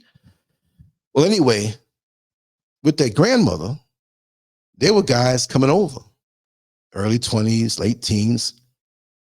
They were straight gangbanging. She was hitting. I mean, I'm saying it like that. I'm not trying to make fun, but it was funny because, you know, I mean, she wasn't being taken advantage of. She was. But she invited it. And so the daughter, which is the mother of the youngsters, found all this sexy, you know, skirts and things, crotchless and garter belts and push-up bras. And you could see that the woman was a very attractive woman in her heyday. And somebody who wants to stretch it would look at her, and she's older now, and they were going up in there. It's crazy. So is that abuse? When she's, you know, flirting with guys at the supermarket and giving them the number? I'm not condoning this stuff. I'm just saying. So you can't get mad at these horny little dudes who are going to be horny little dudes because they'll hump on anything or hold little wall on anything. But it's crazy, you know? So, life. That's what it is. But yeah, you still have to be careful because you have some people who will just straight up, you know, hold somebody down and do this or that. You have isolation. Restricts the elderly person's social interactions intentionally. And that happens in regular relationships, the controlling relationships, right? Limited contact with family or friends. Unexplained changes in social habits. Lack of access to phone or communication devices. Isolation. For whatever reason, it may be the financial, you know, thing where they're trying to abuse them financially and keep other people away. I can't see any other reason. I don't condone that. I'm just saying, why would you want to do that? You know, keep them to yourself type thing. Maybe it's something with when they were younger or whatever, they didn't get enough love, or I don't know. Why would you want to isolate that? Because to isolate them is killing them. That's like putting a plant in a pot, but never watering it, never giving it sun. You're killing it. It's alive, but you're killing it. It's dying. It's not supposed to be that way. Then you have healthcare fraud and abuse. Involves over-medication, unnecessary medical procedures, or withholding medical care. What are the signs? Changes in medication without explanation. Inconsistent medical records. Delay in seeking medical attention for obvious health issues. The fraud and abuse. Over-medication. It keeps them out of their mind, right? Or You're overly medicating them so that you can, as a healthcare provider, make more money. Because you and I know, all of us here in this chat room know that that system is all about money. It's not about healing you. They don't want to heal you. They want to just keep giving you maintenance drugs to keep you where you are, where you're alive. Your condition doesn't get worse, but it doesn't get better. See? And the unnecessary medical procedures, you're going to keep getting paid. It's just like when you get into a car accident. I know in New York City, I knew cab drivers, dollar van drivers. I used to drive the dollar van, made good money. Had to leave my job to do it.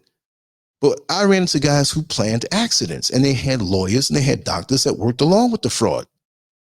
They're like, Lance, man, why don't you get an accident? I said, what do I want an accident for? I didn't know. I was naive. Hey, man, you get paid. You can get at least, 15, 20,000, and even more, depending. But don't do it any more than a year because they're trying to crack down on that. Are you serious? And I had an actual accident. I was T-boned by somebody who ran the light. I had to pull over and everything like that.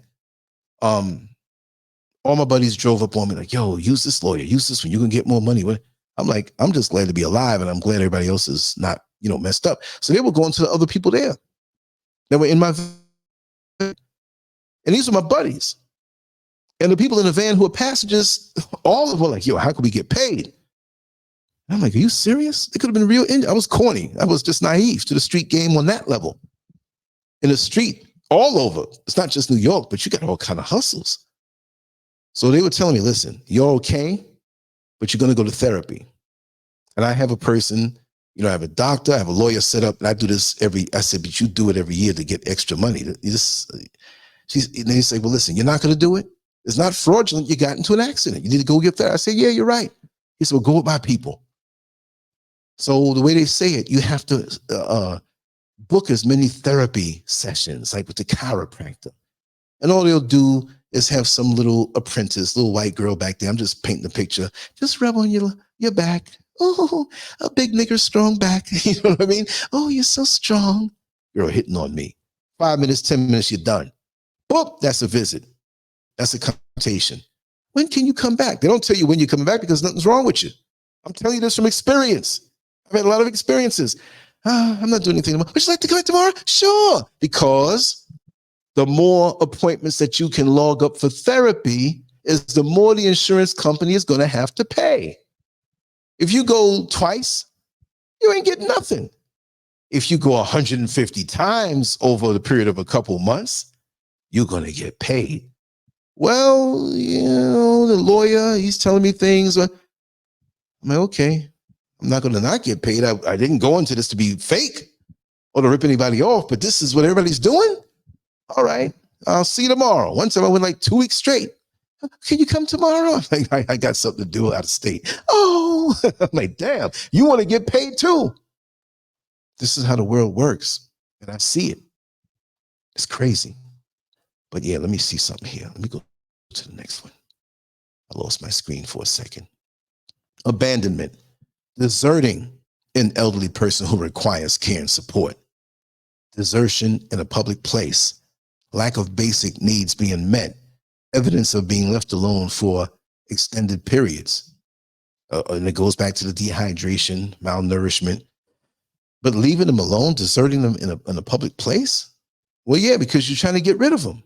Maybe you don't want to take care of them. And what a way to be, especially if this person raised you. And, a lot of times you have kids that have gripes with their parents. They take care of them, but they beat them down. Maybe not physically, but with things that they did in the past. Remember, my ex-husband, we would have still been alive, but you didn't like him. And so now they're going to get him. Every day they're going to bring that up and harass them with that. Because people are human beings too, right? Elderly doesn't mean that you've lived this perfect, caring, loving life. You might have been the worst thing in the world. But do you deserve this now at this point in your life? Because they didn't treat you that way when they raised you up. Maybe they treated you a funny way when you got to a certain age, but at least you were fed and taken care of. And sometimes we need healing from what was done or wasn't done from our parents that we may not want to take care of. It's a complex situation, but I'm just saying the abuse part, abusing, I don't condone any of this. No way. Spiritual or cultural abuse involves restricting or manipulating an elder's religious or cultural practices. If they feel they believe in a certain thing, let them flow with it. What are the signs? Forced abandonment of religious or cultural beliefs, coercion to engage in practices against personal beliefs, emotional distress related to spiritual or cultural issues. Ma, why you gotta be going over there? You know that stuff's not real. Well, you know, if you into these religions and we know what it is, but they want to roll with it. If that's what keeps them going, that may be part of a social interaction with them, that they can look forward to being around other people. They can look forward to putting on their best. I'm not condoning the religion, because the pastor could be ripping them off for money too. I'm going to give my next check to you. You never know. Because the financial abuse happens in the church also with these pastors or these deacons that know to get somebody in there and say, well, you know, we really need this. The Lord's going to bless you, so and so and so. And know all you getting is so much hundreds a month, and take half of it. But you feel good because you're doing it for the Lord. So it's not just somebody in your house who is keeping you away from your beliefs. If you want to believe certain things, go ahead and believe it. If it's keeping you up, fine.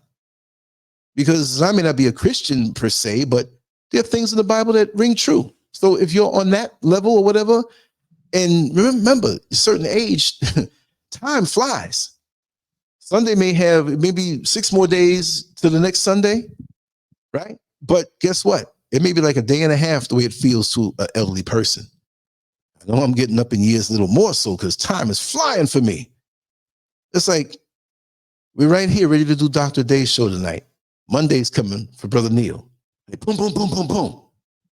What the hell's going on?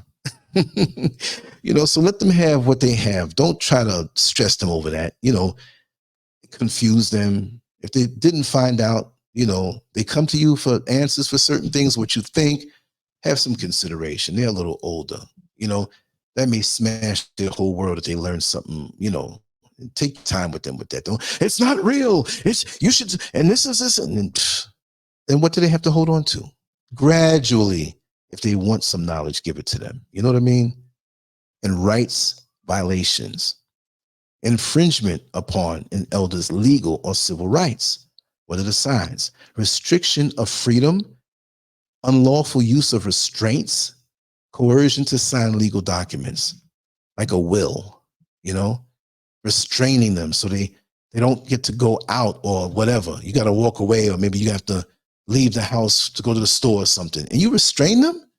So what happens if the house burns down? What happens if they go to the restroom? So what if they have a diet? They need to be free walking around. You don't do that. Give them as much sun as you possibly can. Always have them under supervision, but don't restrain them on their basic rights and freedoms. If they can't drive anymore and you got to go somewhere, bring them with you. They can stretch their feet outside of the car if you got to run in somewhere real quick. Make them feel active. It's not, well, you just got to stay home and whatever. I've seen some elderly people, they don't even come out. You wonder if they're even home anymore. And when you see them come out, they're so pale, gaunt, and withered, shrunken. And it's not because of older age. It's lack of activity. Because I know some people my age who are already like that. They just they don't have a full life. You know, and if you see anything like this, you have to report it. You know, they have a national elder abuse hotline. I don't know how active or how it works, but I'm going to just say it here. 800-677-1116. That's 1-800-677-1116. Now you'll have no excuse. If there's somebody who you know is being abused, you can hear it. Maybe it's the next door neighbor. Don't hit me no more. No, please don't. Shut up. I'll feed you when I want. Then you notice something going on. Call the number. We got so many nosy people in the world. Be nosy for a righteous cause. I condone that. The same way if a child is being abused or anybody's being abused, you're saving their life. You know, it's just amazing to me how this can go. And why did I put the other man with the Nigerian regalia on this banner? Well, abuse happens all over the world. We know that, you know, all types of abuse. But at least a little better and a whole lot better in other countries, other cultures, where they revere and honor and respect their elders. That's why I put the visual of an older man wearing this kind of stuff. Like, he's well cared for. He could have been a man with a suit and tie, but I wanted to put him because I'm talking about folks from other countries. That's why I said Western culture treats their elders like trash. It doesn't mean everybody. It doesn't mean everybody. It just means that overall, in comparison to the rest of the world, even in countries that we may look at as being poorer or in poverty, they have a respect for their elders. It keeps them alive more. Wisdom is imparted to the children, and those of us who are in our prime with our strong backs can go and earn and maintain everything. It's a win-win situation for everybody, because you know you have someone who cares for your children. Of course, we know that abuse sexually on children come from certain family members. You got to check everybody, but it's not like that in other parts of the world generally. So it's a system that takes care of itself. It's like when you're off the grid, it rains, you collect the water, or you have a stream, or you get a borehole and go down into the ground and get the fresh water from there. You get solar power, you get free electricity, right? You got to pay for the system. And if you don't, and you don't live with any electricity at all, well, guess what? You have sunlight. That's free. If you want to go that basic, right? And you can build your home and be off the grid, grow your stuff. So you think people who live way out, like, okay, I'm on the outskirts of Accra, but they are hundreds of miles into the country.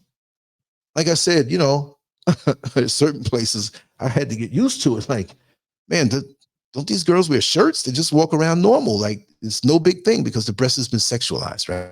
I like that in certain parts of Africa.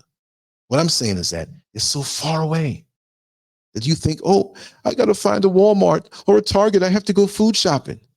They grow their food, and it's more in abundance than you can ever imagine. I remember driving down this road for like 2.5 hours out here, and it was mangoes from one side of that. And it was a wide road. It was a dirt road, but it was wide.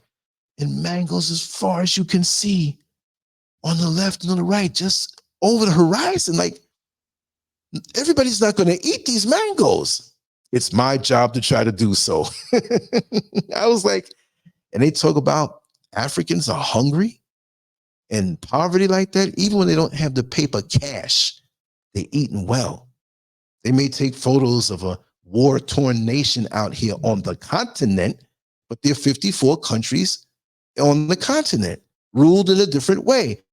Some wars and different things going on, which are usually fueled by the outside forces in the Western world because they want the resources that are there. So they'll fuel both sides of a tribal dispute so you can kill each other off, and they'll come in like the hero and step over everybody. We're going to save everybody. We're going to take the resources and some of your women, hence the booty name, right?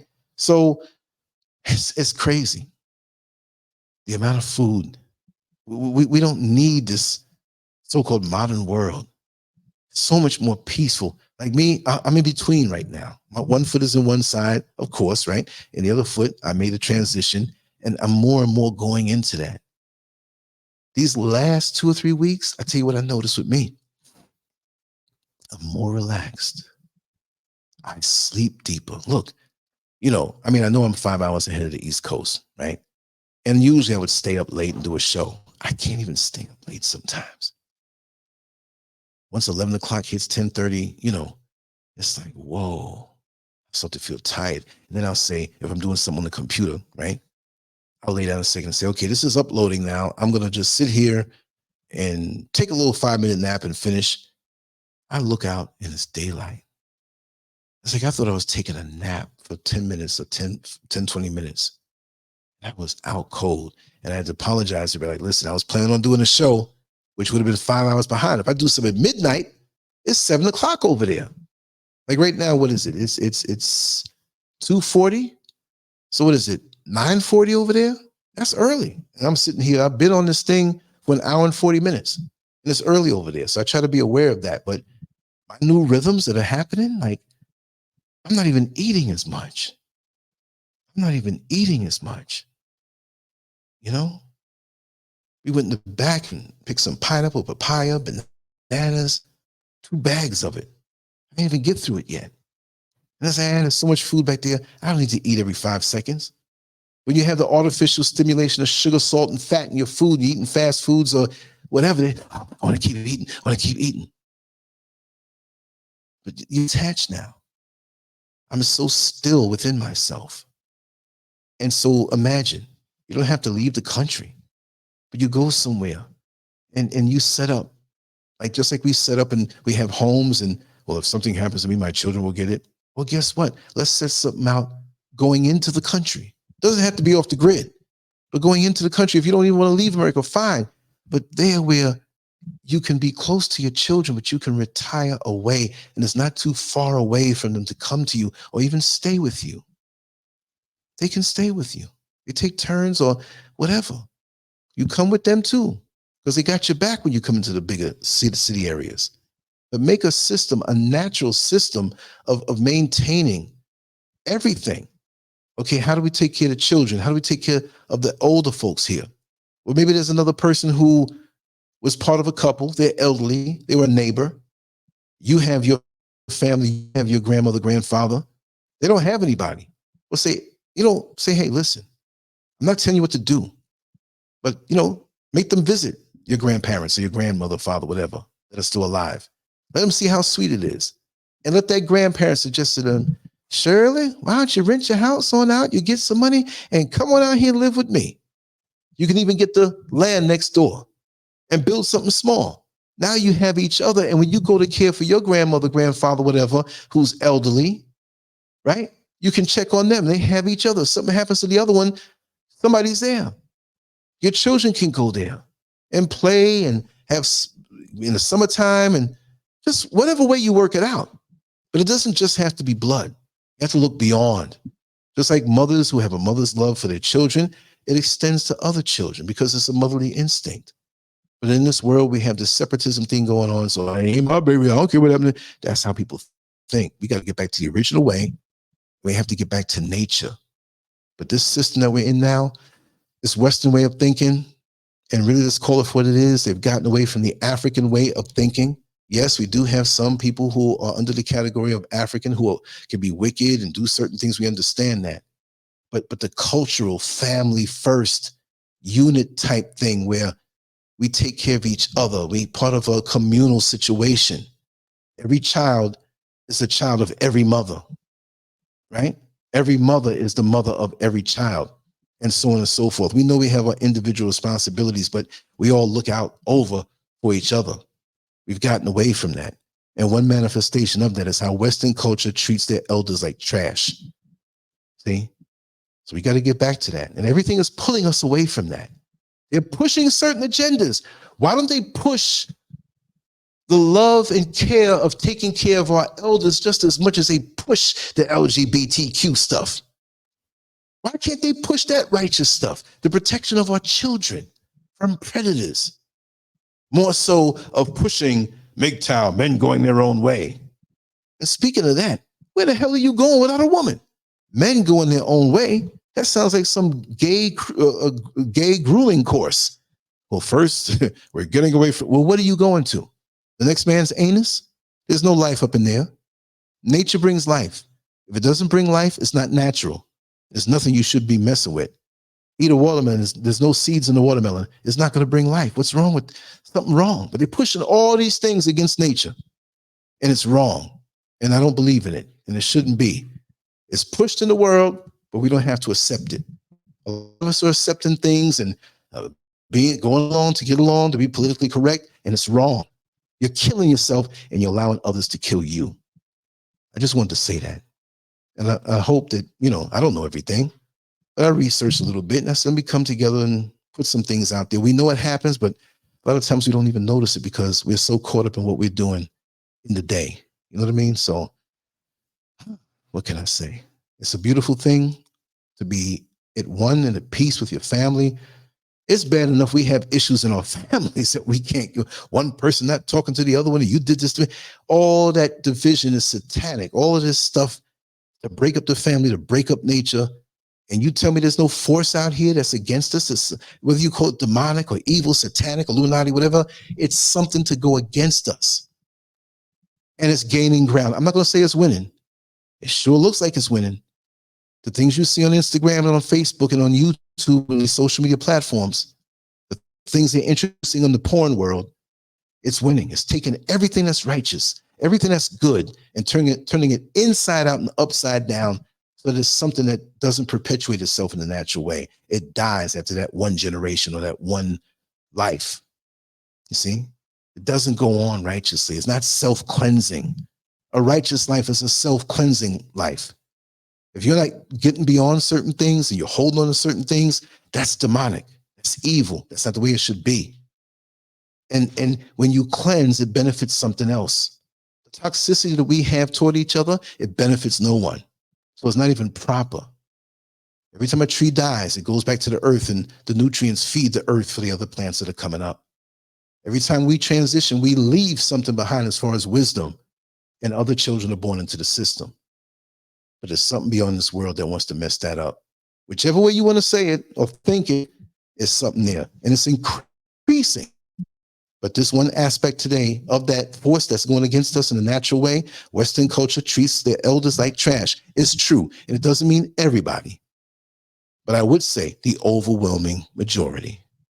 Because our minds are so plugged into getting the bag and getting money. And I have this nice house, but I want a bigger house. I have my woman, but I want one with a BBL. I want this or this and that. I have my man, but he's not, hey, he's looking like a like a mushroom. I want that brother hanging down to his knees and has that drop top and millions of dollars. We're all chasing, not all of us now, I'm not saying anybody here, but we're all chasing something that doesn't exist.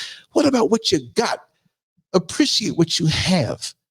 Appreciate what you have right now. Like right now, I don't know about tomorrow. I'm looking over the mountains. I see the sun. I want to go out there. There's certain things I want to do in the yard. Relax, feel some time go by. I have a friend of mine in New York. We grew up together. Actually, she's one of the first people I knew from moving on the block when I was 6 years old. I'll call his name, Angelo. He might be listening. He's at work right now. I sent him some pictures of insects, right? What y'all? So you're 6 years, 4 years older than me. We have our birthdays are 2 days apart. And every time I see some kind of strange insect or some kind of variable on what we know in America, I take pictures and send it to him. I did 2 of them this morning. And that's how we met. We used to go and look at praying mantis egg cases and find these things, dig them up out the ground. And he used to have little terrariums inside his house. That's how we are. And we're still the same way. And I have more of a fascination for that because of him. But now that I'm out here and he's in New York City, I still send him things. I try to do it every day, but I haven't done it like in a while. So I was outside and I saw this praying mantis. I took a snap of it and I put it up. And this other dragonfly, but it had different colors to it. I never saw nothing like that in America, and vice versa. That's the way it is, different parts of the world. But we have things that we enjoy and that we love. And that's the glue that holds us together as a people, and it keeps us together as far as our mind and our spirit and our essence. There's always something righteous to bite on. Just don't bite the wrong apple because it's out here. Anyway, I'm going to wrap this down. My throat's getting dry. You know, I'm getting a little older, but I'm not going to walk around dehydrated. You know what I mean? And it's getting it's been hot out here. And I love this weather. I'm going to sit out in the sun a little bit, plan my next moves. I got a few chores to do around here. I'm going to do them and have a wholesome day. And later on, we come back with Dr. Day. And if I can get the chores done fast enough, I'll come back in a couple hours before her show comes on. This is a whole crap load of topics that I want to talk about. But after her show, I know I'm hitting the sack because I know it's not going to be just a 1 hour show. Anyway, much love to you all. LANCESCURV out. And I will see you later on today, at least with Dr. Day's show, you know, maybe something else before. Okay. Why are we called Negroes? Why are we deaf, dumb, and blind? Why is everybody making progress, yet we seem to be lagging so far behind? Why are we mistreated? Why are we in this condition, stripped of our name, our language, our culture, our God, and our religion? Here in America, all of our religious training has been gotten by the preacher. He has told us of a heaven way up in the sky that we can't enjoy now but rather after we die. But all of the years that we're living, for us there's nothing but hell, pain, torture, and misgiving. Yet the Bible speaks of a heaven filled with material luxury, which the white man and the preacher has right here, so we see. So my friend, take it for what it's worth. Your heaven and your hell is right here on this earth. So let's check back into history, which rewards all research and tells us plainly that before the white man gained entry to the East, he was living in the caves of Europe, a ravenous beast, eating juniper roots and eating flesh raw, till God sent Moses to civilize him and teach him the law. Then following Marco Polo, an explorer, he gained entry into Asia and Africa. From China, he took silk and gunpowder. From India, he took jute, manganese, and rubber. He raped Africa of her diamonds and her gold. From the Mideast, he took barrels of oil untold, raping, robbing, and murdering everything in his path. The whole black world has tasted of the white man's wrath. So, my friend, it's not hard to tell. A white man's heaven is a black man's hell.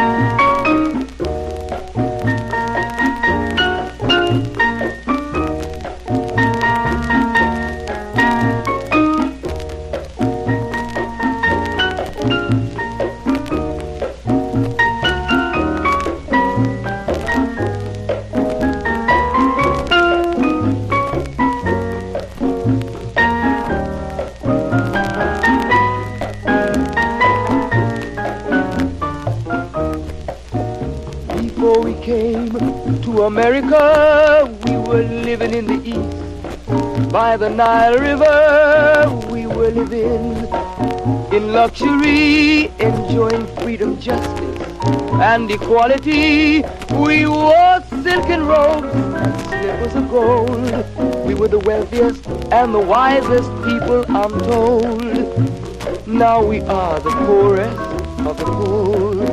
Nobody wants us at their door. So, my friend, it's easy to tell. White man heaven is black man hell.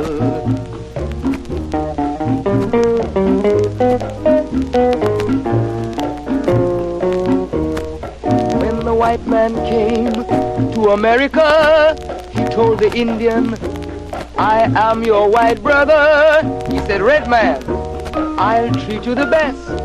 Yet and still he pushed the Indian further west with his white woman and fire water. Tricks and lies, he stole America. The original owner of this nation is cooped up on a reservation. So, my friend, it's easy to tell. White man heaven, black man hell.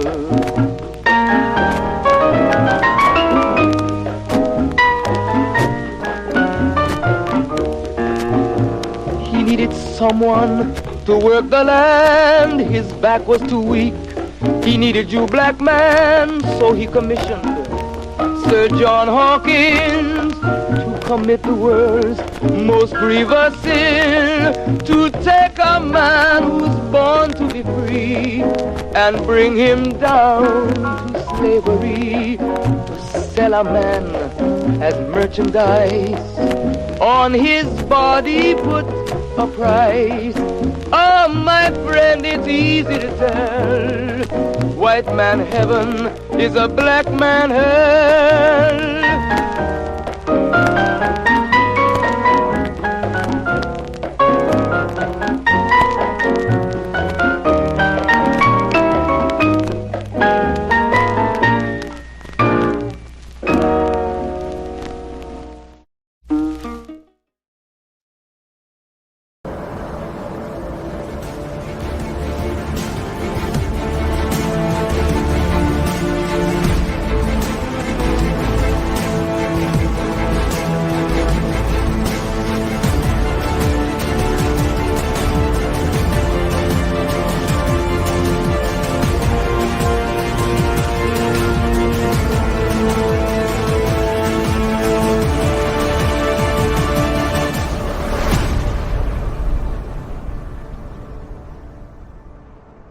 So, hello, this is Martha.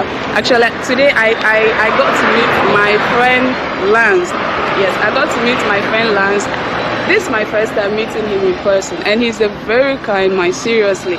I do talk with him on phone, on WhatsApp, but I've never got to meet him. But today, he's just extraordinary. He's very, anything you want to know about life, anything you want to know about just human, anything you want to know about life, please. YouTube, Telegram, Instagram, Twitter, all the social media channels, you got to find him there.